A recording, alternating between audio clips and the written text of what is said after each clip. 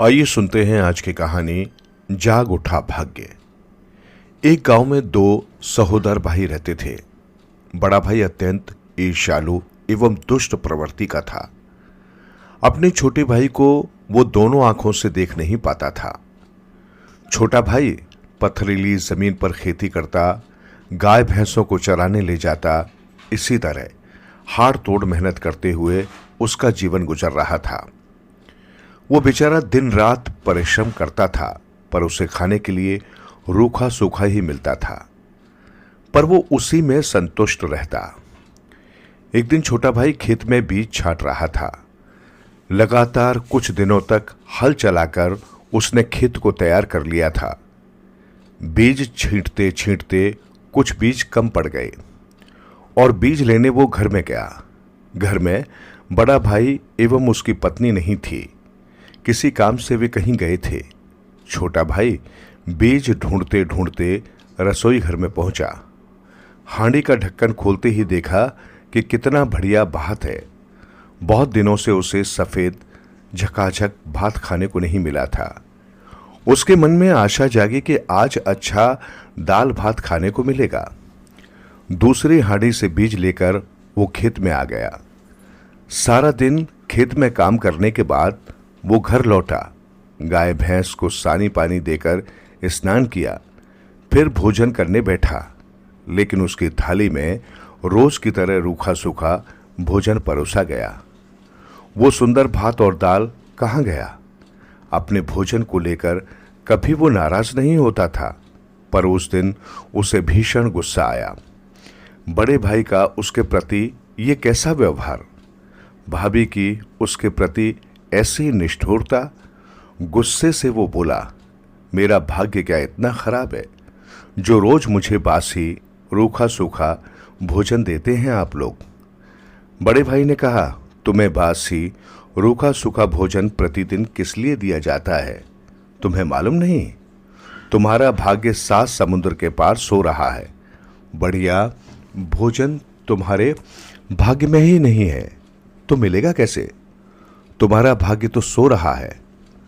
भोला भाला छोटा भाई अपने भैया के निष्ठुर मजाक को नहीं समझ सका। उसने अपने भैया की बात को सत्य मान लिया कि उसका भाग्य 7 समुद्र पार सो रहा है। उसने निश्चय किया कि वो वहां जाएगा और अपने भाग्य को जगाएगा। पर वो सोचने लगा कि वो उतनी दूर जाएगा कैसे? घने जंगल पर्वत रास्तों में आएंगे। फिर भी वो हिम्मत कर अपने भाग्य को जगाने के उद्देश्य से घर से निकल पड़ा। चलते चलते अचानक उसकी नजर एक बहुत बड़े सांप पर पड़ी।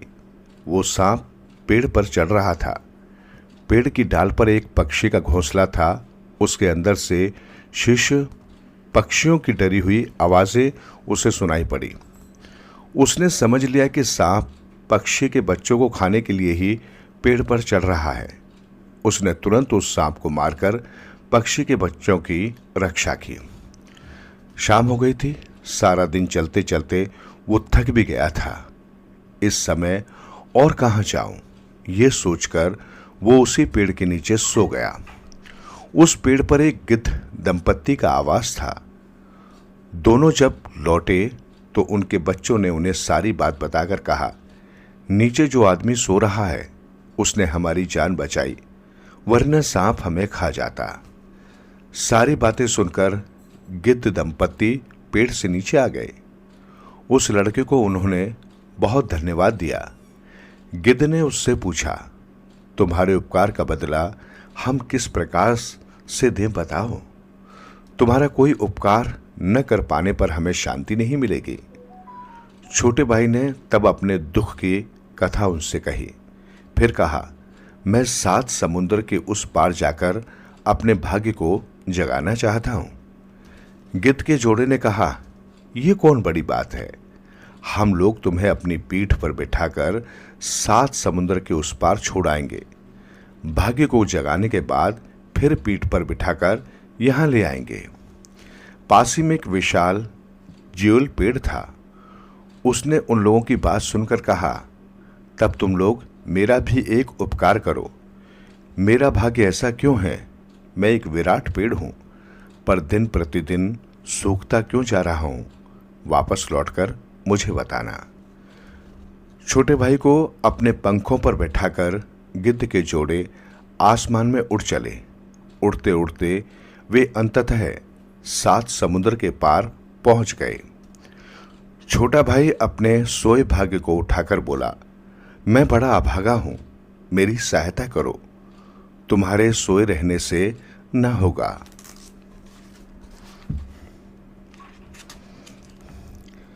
जगे हुए भाग्य को उसने फिर कहा, वो विशाल ज्यूल पेड़ सूखता क्यों जा रहा है, वो बचेगा कैसे?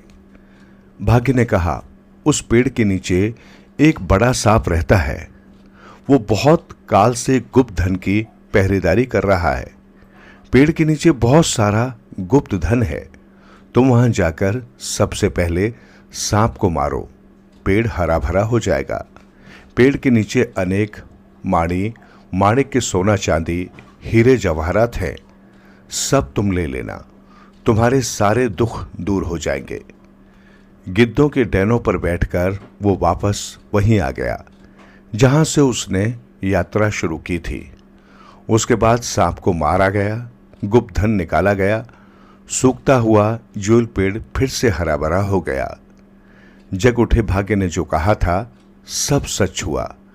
गिद्ध दंपति से विदा लेकर छोटा भाई अपने देश की ओर लौटा। जंगल के रास्ते से जाते जाते उसने एक घोड़े को देखा। बड़े कौशल से उसने घोड़े को अपने काबू में किया। घोड़े पर चढ़कर वन पथ से वो अपने घर की ओर लौटने लगा। रास्ता भटककर वो एक राज्य में पहुंचा। देखा वहां के लोग अत्यंत शोक संतप्त हैं। लोगों से जानकारी मिली कि उनके राजा की बेटी अत्यंत अस्वस्थ है।